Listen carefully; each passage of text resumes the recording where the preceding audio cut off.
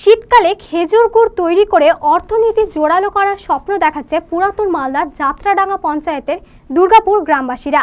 তবে সরকারি সহায়তা না পাওয়ায় তারা এই ব্যবসা বড় আকার করতে পারছেন না বলে আক্ষেপও প্রকাশ করছেন তারা। তাদের তৈরি খেজুর গুড়ের চাহিদা প্রতি বছরই উত্তরোত্তর বৃদ্ধি পাচ্ছে। গোটা জেলায় খাঁটি খেজুর গুড় এই গ্রামেই তৈরি হয় বলে দাবি করছেন গুড় প্রস্তুতকারকরা। তবে সরকারি সহায়তা না পাওয়ায় তারা এই ব্যবসা বড় আকারে করতে পারছেন না বলে আক্ষেপও প্রকাশ করছেন। তাদের বক্তব্য, এই এলাকায় খেজুর গাছের রস খুব মিষ্টি, ফলে গুড়ের স্বাদও খুব ভালো, পাইকারদের আনাগোনাও বেশ ভালো, কিন্তু আর্থিক প্রতিবন্ধকতা এবং সরকারের নিষ্পৃহতার জন্য তারা বড় আকারে গুড়ের ব্যবসা করতে পারছেন না। সেটা করতে পারলে এলাকার সঙ্গে জেলার অর্থনীতিও সমৃদ্ধশালী হবে। দুর্গাপুর গ্রামের 18টি পরিবার এই গুড় তৈরি করে। মূলত তারা কৃষিজীবী, তবে শীত পড়লে খেজুর গুড় তৈরির কাজে নেমে পড়েন। অগ্রহায়ণ থেকে ফাল্গুনের শেষ পর্যন্ত তাদের নাওয়া খাওয়ার সময় থাকে না।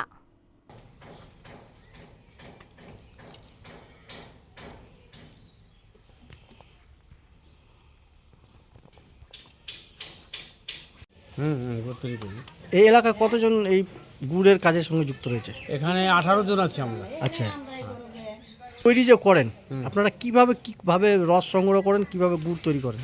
ধরেন আমরা যে এখন 1টার দিকে যাব গাছ কাটতে, লাগাতে যাব, গাছ লাগালাম, লাগাই আসলাম, সকাল ভোর 4টার দিকে উঠে চলে যাবো রস পাড়তে। রস পেরিয়ে আনলাম, এনে জাল দিতে মানে ধরেন যে ঘন্টা 3 লাগে আমাদের। হ্যাঁ, 8টার দিকে 7টার দিকে আসলাম, গুড় তৈরি করতে করতে আমাদের 10টা, 10:30 বা 11টা বেজে যায় এই গুড়টা রস জাল দিতে দিতে। ওটা ঝোল করে রেখে দিলাম। ঝোল করে রেখে দেওয়ার পরে হয়তো আমরা 3 দিন 4 দিনকের গুড় দিয়ে একদিন আমরা গুড়টা পাটালি তৈরি করি। বলছি এই গুড়টার বর্তমান বাজার দর কত চলছে? এখন অরিজিনাল 350 টাকা। হ্যাঁ, এখন অরিজিনাল গুড়টা আমরা এখানে 350 টাকা করে দিই। এর মধ্যে কোনো ভেজাল থাকবে না, দাঁড়িয়ে থেকে বানিয়ে নিয়ে যাবে একবারে। কিন্তু বাজারে তো কম রেটেও পাওয়া যাচ্ছে। হ্যাঁ, কম রেটে পাওয়া হতে এখন যারা চেনার তারা চিনবে ওর মধ্যে কী দেওয়া থাকে। তাকে আজকে মানুষ বোকা নাকি, সবাই তো জানে এর মধ্যে কী দেওয়া থাকে। ভেজাল চেনার উপায় কি? ভেজাল চেনার উপায় নেই কাল, কিন্তু যখন পায়েস খাবেন আপনি, যখন একটা পায়েস রান্না করবেন তখনই বোঝা যাবে যে সেন্ট আছে কি না, এটা অরিজিনাল কি না, তখন বোঝা যাবে। উপর থেকে চেনা যাবে না? না, উপর থেকে চেনা যাবে না। পায়েস খেলে বুঝতে পারবে চেন যদি থাকে তাহলে না এটা অরিজিনাল, আর চেন না থাকলে কোনো বেকার, এটা চেনই আছে। এই গুড়ের মরশুম কতদিন থাকে আপনাদের? ধরেন যে ভারত ফ্রিজে রাখলে মোটামুটি মাস 4 রাখা যায়। না, বলছি কবে থেকে শুরু হয় এই কাজ?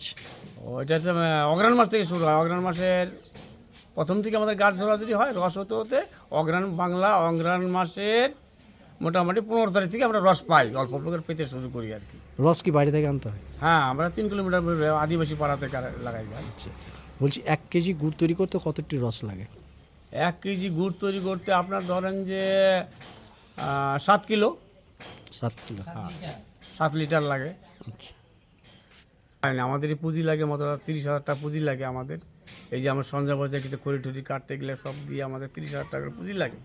সেটা আমরা সরকার থেকে কিচ্ছু পাই না, অনুদানও পাই না, কিচ্ছু পাই না। হয় খাটনি হিসাবে কী করবো, এখন আমাদের কোনো কাজ নাই, কী করবো, এটা আমরা কর্ম শিখছি, কাটতে হয়। সকালে উঠে যে বাবা রস কাটে, রস আনতে হয়, সাইকেলে চলে যায় সকাল ভোর 5টার সময় যাই। সকালে উঠে আমরা যে উনুন যে আছে আমাদের, যে রস জাল দেয়, ওখানে আমরা যে জ্বালানি যে দেয় কিনা, তো ছাই হেলাতে হয়। ওই ছাই ফেলার পরে আর বাবার চলে আসে, মানে রস জাল দিবে, তার জন্য মানে হাতে ধরতে হয়।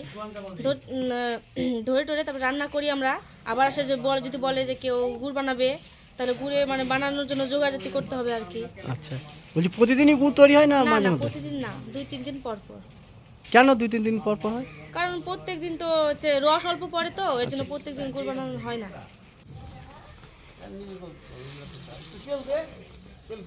মালদা টুডে।